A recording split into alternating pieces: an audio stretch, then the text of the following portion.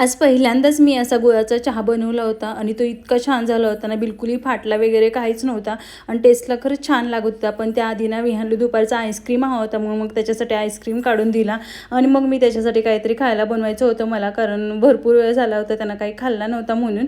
मग मी इथं कांदा, टमॅटो, कोथिंबीर आणि कढीपत्ता हे सगळं बारीक बारीक कट करून घेतलं. दह्यामध्ये ना अगोदर रवा आणि थोडीशी साखर, मीठ टाकून भिजत ठेवलं होतं.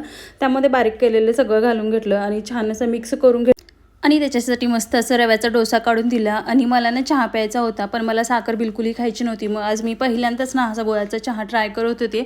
सगळ्यात अगोदर पाणी उकळल्यावर चहा पावडर टाकली आणि त्यानंतर थोडासा गूळ टाकला. छान उकळल्यानंतर मग गॅस बंद केलं आणि वरतून मग गरम दूध टाकलं आणि असं मस्त चहा झाला होता, बिलकुल पण फुटला नव्हता.